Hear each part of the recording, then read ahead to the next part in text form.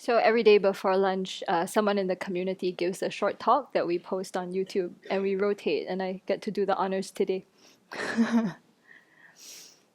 So some weeks ago, we had about 50 people here for the Manjushri retreat. So a couple of days before retreat, we're all running around trying to prepare the place to receive many guests.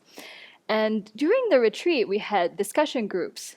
And to my great surprise, over two of the discussion groups, four guests said to me, "Wow, you're so busy here." And then one of the guests even said, "I feel sorry for you. You have no time to study." Then I really had to watch what was going on in my mind, in response to all this. First, there was the surprise, partly because I don't feel that I'm extremely, much more busy than usual. So that was one piece. And then there was some arrogance coming up like, "You think this is busy? Let me show you what busy looks like." All right, so there was some of that. And then there was some irritation and defensiveness, like, who are you to judge how I spend my time? Yeah. But of course, we're in discussion group, so I didn't say any of this. So you just listen and, have an internal process. And then, of course, because my favorite activity in my free time is to worry, given that four people said this, I started to worry. Like, really? Are we very busy? Is that how guests perceive us? Do we need to change something? I don't know. Is that going to turn people away from monastic life? Worry, worry, worry. So, I went and talked to some seniors and worried about it. I even went to talk to the guest care person in charge. Worry, worry, worry. And then it struck me. I realized that 8 years ago, when I first visited the Abbey, I was this guest. I was the person who came here and, was part of the schedule and then decided, these people are so busy. I'm never coming back. Yeah, it's actually on the website. I wrote down that, I had dreamt about, becoming a monastic. Maybe they meditate all the time. Then I come to Sravasti Abbey. We work in the forest. We shovel concrete. And I was like, I don't think so. So that was 8 years ago. So it's really interesting now to be on the other side of that feedback, And it made me reflect on so what has changed in these 8 years? And I really think a big piece of it is my own motivation for practicing the Dharma and being here. That was something I worked a lot on in the first year I was here as a trainee. And just moving here every single day, I think I asked myself, what am I doing here? It almost became like a koan, I guess, like a question you're living all the time. What are you doing here? What are you doing here? I mean, I'm halfway across the world. Yeah, and some days it was like, wow, how did I create the causes to get here?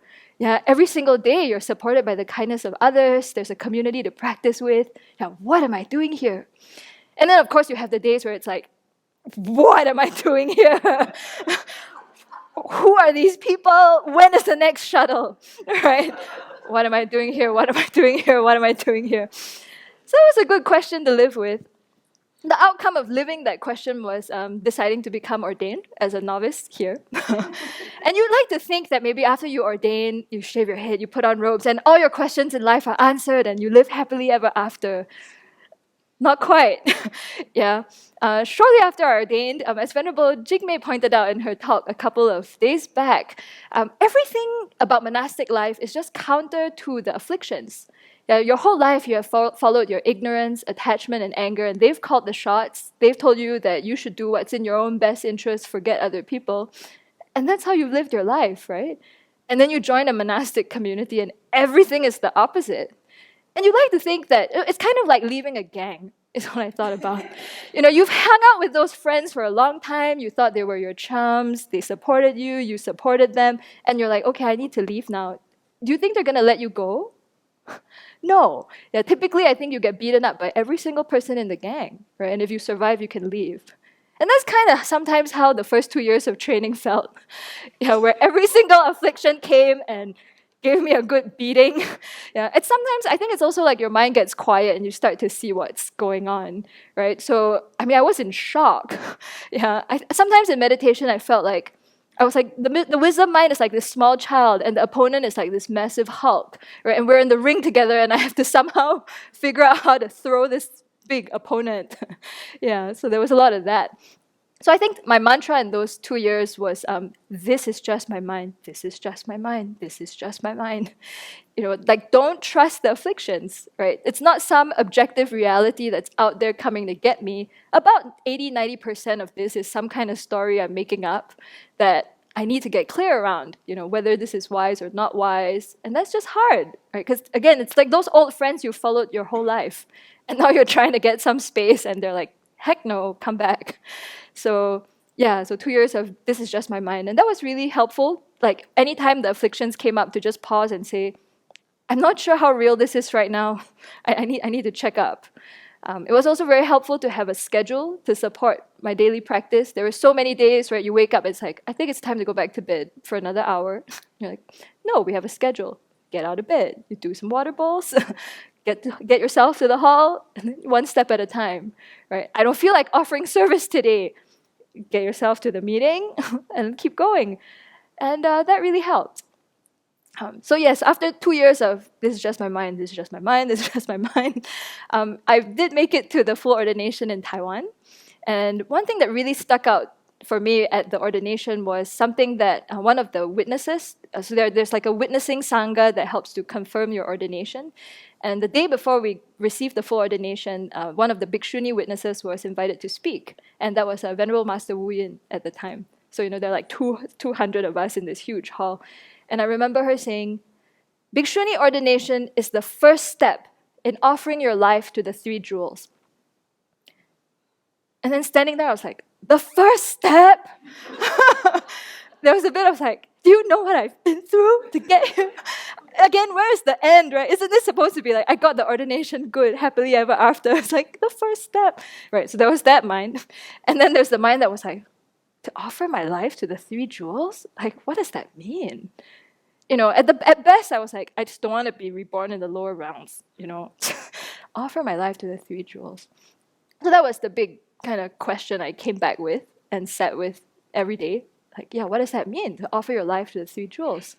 And I think a big part of the answer for sure is living here in community in a monastery, where necessarily, if your mind's in a good place, everything you do here is for the benefit of sentient beings and the three jewels. And you cannot pay me money to cook for 50 people. Yeah. I don't think you want to pay to eat my cooking either. Yeah. But if I'm cooking for 50 people who are here for retreat, right? 50 Dharma practitioners who want to use their time to look at their minds and transform their minds, sure. Like, wow, that's a great opportunity. Yeah, I'm happy to spend my break times helping out. So like that, right? It becomes an offering. We really are training ourselves to offer service to anyone who walks through the door. And it's just wonderful.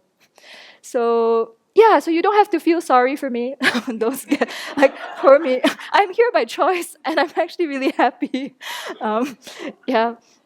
I think the one question I'm living with these days is how to find a sense of balance. Yeah, because there's so many virtuous projects and so many things you could do for the benefit of all beings, and your precious human rebirth is so short. And how do you find a good sense of balance between your study, your practice, and offering service? And that's something Venerable Children has invited us in the community to reflect on a lot. Yeah, how do we integrate our practice with everything that we do here? And again, there's so many intentional things we do here, right? Like saying the offering service prayer. I think it helps too to set your own intention, like around what qualities you want to grow through offering service, things that you specifically want to work on. Like I have a lot of fear of trying out new things. So every year I try and do one thing that I find very, very, very scary, which you probably won't find scary, but it's scary to me. And I get to work with that fear. Right? Or I know there are other people in the community who are introverts and they try their best to like, okay, today I will connect with one new person. And that's their edge, right? But that's how we use our offering service time, to grow those qualities. Then it doesn't become like, I don't know, obligatory service time or something. Yeah. So that was, and I do think I heard an answer yesterday in the teaching that Venerable Children gave around how to find balance, where she said, your teacher will want to do 10,000 virtuous things. Just find the two that you resonate with. The 9,800 other people can do. Right? So, correct? No? Direct quote? So I see shaking heads. I'm joking. Yes. But, we need to know our capacity, what resonates with us in this life. And yeah, it's a work in progress. So yeah, that's the question I'm living now. And we'll see what answers emerge.